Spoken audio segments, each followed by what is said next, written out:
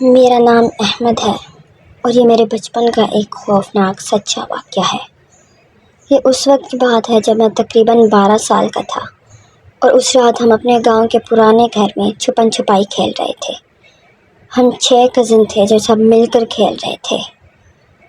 رات کا وقت تھا اور ہم سب اپنی اپنی جگہوں پر چھپنے لگے۔ میں نے سوچا کہ ایسی جگہ پر چھپوں جہاں مجھے ڈھونڈنا آسان نہ ہو، اس لیے میں اس طرف کے اسٹور روم میں جا چھپا جو گھر کا سب سے سنسان اور ویران حصہ مانا جاتا تھا۔ یہ حصہ ویسے بھی کافی خوفناک سمجھا جاتا تھا۔ یہاں اکثر کسی کو آتے جاتے نہیں دیکھا جاتا تھا اور خاندان میں بھی یہ کہانیاں مشہور تھیں کہ یہاں کچھ عجیب و غریب واقعات ہوئے ہیں۔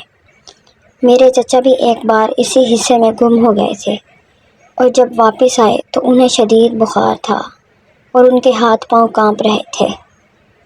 تب سے رات کے وقت اس جگہ کو اکیلے جانے سے سب منع کرتے تھے۔ میں نے دل مضبوط کر کے وہاں چھپنے کا فیصلہ کر لیا۔ جیسے ہی میں اسٹور روم کے ایک کونے میں بیٹھا، اچانک بجلی چلی گئی اور پورا کمرہ گہری تاریکی میں ڈوب گیا۔ میری سانسیں تیز ہو گئیں اور اندھیرے میں ہر چھوٹی سی آواز بھی خوفناک لگنے لگی۔ پھر اچانک میں نے سنا کہ کسی نے عجیب سے لہجے میں میرا نام پکارا ہے۔ احمد، تم کہاں ہو؟ میں جانتا ہوں تم یہیں کہیں ہو۔ یہ آواز میرے کزن کی تھی، مگر کچھ مختلف سی تھی۔ اس کی آواز میں ایک عجیب سی گونج تھی اور سردی تھی۔ میں سمجھ نہیں پا رہا تھا کہ وہ مجھے اتنی آسانی سے کیسے ڈھونڈ سکتا ہے، خاص طور پر اتنی گہری تاریکی میں۔ دل دھڑکنے لگا۔ میں نے کپڑوں کی آڑ سے جھانک کر دیکھا تو میرا کزن کمرے میں کھڑا تھا، مگر اس کی آنکھیں بہت روشن اور سرخ تھیں، جیسے کسی خوفناک مخلوق کی تھی۔ میرا دل دہل گیا اور میرے پیروں تلے سے جیسے زمین نکل گئی۔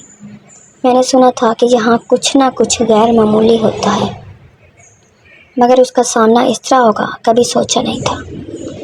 اسی لمحے میں نے آیت الکرسی اور باقی دعائیں پڑھنا شروع کر دی۔ میرے لب لرز رہے تھے اور میرا دل اتنی زور سے دھڑک رہا تھا کہ اس کی آواز بھی مجھے سنائی دینے لگی۔ مجھے لگا کہ جیسے میری ہر دعا میری حفاظت کر رہی ہے اور میں نے اللہ سے مدد مانگنا شروع کر دی۔ پھر کچھ لمحے ہی گزرے ہوں گے کہ اچانک بجلی واپس آ گئی۔ کمرے میں روشنی ہوتے ہی میں نے پھر سے جھانک کر دیکھا تو وہاں پر کوئی بھی نہیں تھا۔ وہ خوفناک منظر غائب ہو چکا تھا، جیسے کبھی کچھ تھا ہی نہیں۔ میں تیزی سے بھاگا اور دوسرے حصے میں اپنے باقی کزن کے پاس پہنچ گیا۔ سب مجھے حیرانی سے دیکھنے لگے کہ تم کہاں چلے گئے تھے؟ میں نے جب انہیں یہ واقعہ بتایا تو سب کے چہرے اتر گئے اور سب خوفزدہ ہو گئے۔ ہمیں اندازہ ہو چکا تھا کہ اس ویران حصے میں کچھ ایسا ہے جو ہمیں چیلنج کر رہا ہے۔ اس رات کے بعد ہم نے طے کیا کہ کبھی بھی رات کے وقت اس حصے میں اکیلے نہیں جائیں گے۔ یہ واقعہ میرے دل و دماغ پر ہمیشہ کے لیے نقش ہو گیا اور میں پھر کبھی نہیں بھول سکا۔